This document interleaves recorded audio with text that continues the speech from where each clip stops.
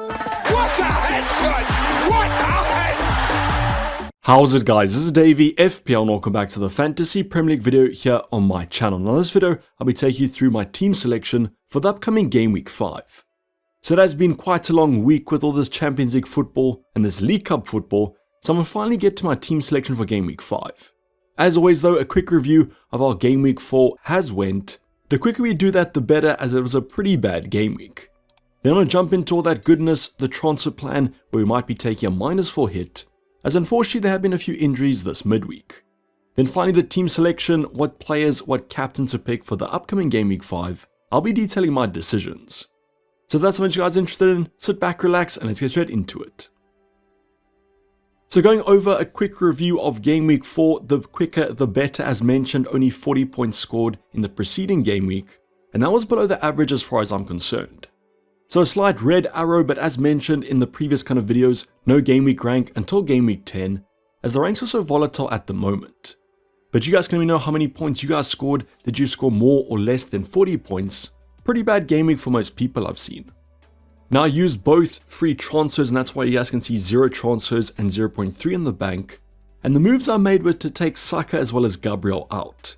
So yes, on paper that looks simply terrible. I think Gabriel scored about 15 points, and Saka got an assist and a clean sheet point. So the players I brought in both ended up blanking, which was super bad, but I probably would have benched Gabriel anyways if I kept him. So I guess one of those weeks, as we do have an FPL, let's go over where the points came from. Now on our bench this week, it was quite worrying. Harwood, Bellis as well as Johnson were on the bench, and therefore we might not be able to rely on them for consistent starts. Harwood Bellis the biggest surprise I guess, as he was pretty nailed. So let's see what happens in Game Week 5, and if he is benched yet again, then that is a major concern.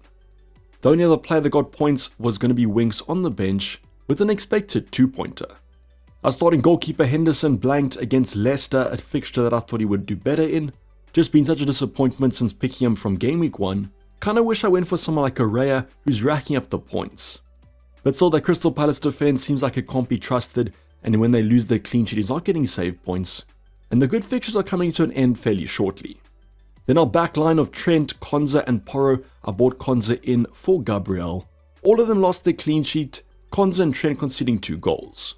So Porro was the only one on Sunday. I needed him to kind of save my game week. The clean sheet chance was there, but they conceded from a corner. But he actually had a pretty good game in terms of FPL, just lacked the return. So with Trent, quite disappointing. Thought this might be the week that he finally got an attacking return, and he ended up with only 1 point. Trent also got a yellow card. It wasn't the 2 goals conceded, that's why he only ended up on 1 point. Konza was the only one that conceded 2 to Everton. Then our midfield department, we're going to continue the blanks here. You guys can probably see there's a kind of trend. Salah, Eze, Rodgers and Jota all ended up blanking, and if you saw their fixtures, I don't really understand how. The most annoying factor might be actually Jota. If he walked slower, he would have had 2 more points. He got subbed 6 minutes before the 60-minute mark. Then with Salah, Eze and Rodgers all had some chances but couldn't score, and the Saka to Salah move looks a little bit bad, but I wanted him for next week anyways. So I don't really know what to do when Rodgers is blanking against Everton at home and Eze against Leicester at home. Honestly thought they would do better. Now up front, you guys can see the only points actually came from Erling Haaland, a brace against Brentford. So at least we captained Erling Haaland, because if we didn't, it would have been a terrible game week. So these 26 points helped out a lot. Nothing much more needs to be said about how consistent he has been, but does raise question marks about the Game Week 5 captain, and should we actually go for him? Now the last 2 options were the biggest disappointments. Isaac unfortunately got subbed at halftime with an injury, so can't really blame him for that one. But when Sunday arrived and I had seen so many blanks from my team, I needed Isaac to save me, and unfortunately he wasn't there. He was on the bench for the second half. That wasn't as disappointing though as Muniz was. We spoke about kind of potential rotation with Raul Jimenez, and he was benched from him in the starting 11. He then came off for a few minutes but got no points. Meanwhile, Raul Jimenez scored in the first half. So I do think Muniz is absolutely finished in our team, and therefore he's the main priority transfer out. So a very bad game week. Hopefully that makes you guys feel better about your own scores. Comment down below what you guys ended on. Let's move on quickly, as I don't want to talk about Game Week 4 anymore. Let's go over to Game Week 5. So before I go over my transfer plan, I actually want to talk to you guys about my current team selection, just to give you guys the context of my transfers. So on the right hand side there, 1 free transfer and 0.3 in the bank. So not a big upgrade can be made, unfortunately. Now the bench this week, if every player was to start, actually looks pretty decent. We got Winks against Everton at home, and Howard, Bellis and Johnson play each other. So to be honest, I don't really mind if we need some bench coverage this week with all the injuries, but can't see too many points arising, but there might be a few. Very important to see if Howard, Bellis is benched yet again, because if he is, that's a major concern, as we therefore have no defensive coverage. Now between the sticks, we've got Henderson against United at home. Don't think there'll be a clean sheet, but maybe some save points. If he can't keep a clean sheet against the easier teams, maybe he'll do it against the better teams, but more realistically, maybe a few save points is going to be there. Then our back three, starting off with Trent. Is this the game week he finally gets both a defensive and attacking return? Bournemouth have been playing pretty well at the moment though. So let's just see what happens. Is a home game at Anfield, but I guess Forest was as well in game week 4. They did pull off a dub in the Champions League though. Then our new transfer in Konza, hopefully he can get something in this game against Wolves, a team that hasn't been great this Premier League season. Should be hopefully nailed for this upcoming game, I'm pretty confident. Aston Villa have to find their stride defensively. Then Pedro Porro against Brentford, probably not a clean sheet as Spurs are pretty bad, but there could be an attacking return here. Then our midfield department, captain Mo Salah is the reason I brought him in for game week 5. I'm going to go for him over someone like a Haaland with the better fixture. Pretty confident of a start, as the only competition might be Chiesa.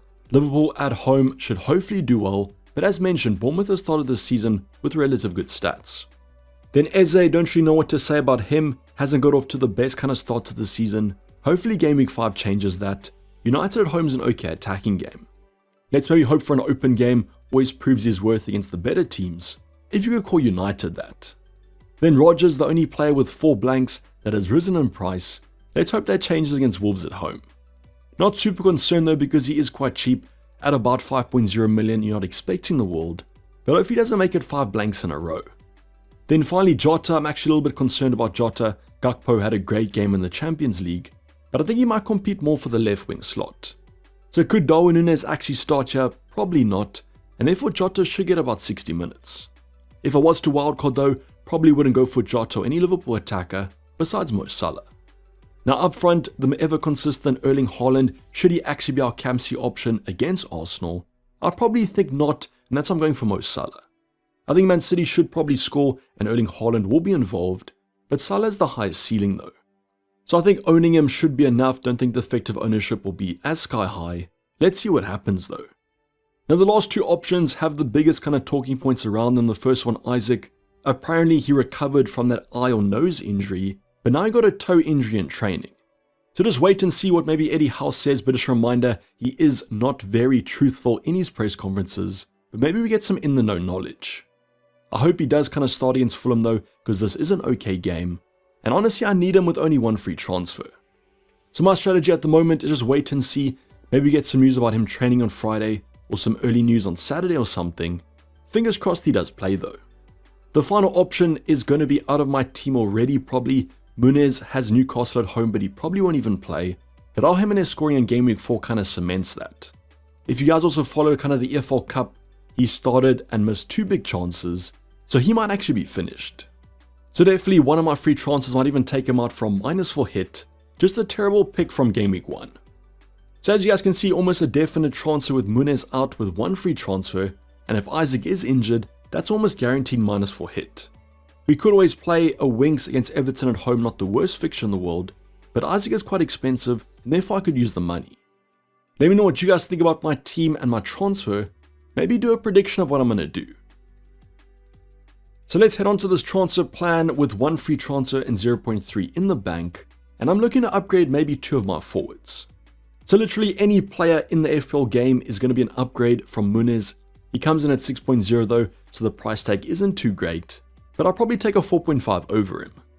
Now we spoke about a potential move for someone like a Calvert-Lewin in the transfer plan, and he has recovered from the sickness that kept him out of the EFL Cup. So at the moment, if this was a kind of a like-for-like switch, only 1 free transfer, I do prefer Calvert-Lewin because of the better game week 6 fixture. Now just a reminder, I might be wildcarding game week 7 at a minimum. Think the team looks okay for game week 6, so game week 7 might be better. So Calvert-Lewin has Leicester and Crystal Palace in the next 2 fixtures, and as a Henderson owner, I know they're probably going to concede. Now there's another option that I could go for either a 1-week punt or a cheap alternative, and that's Jamie Vardy for Leicester.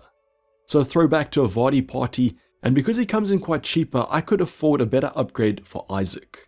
So that's why with one free transfer I do prefer Calvert-Lewin, but if Isaac's injured and have to do a -4, Vardy allows me a better upgrade. That's kind of where my thinking is at the moment. You guys can let me know if there's an alternative that you guys prefer, maybe someone like an Archer from Southampton. So the next transfer would be for a -4 hit as I only have one free transfer, and that's going to depend if Isaac's injured. So if Isaac is injured, there's one player on my mind at the moment, and that's Ollie Watkins, and he has Wolves and Ipswich in the next 2. So that's the reason I would go for someone like a Jamie Vardy, gives me just enough to afford Ollie Watkins, whereas Calvert-Lewin leaves me a bit short.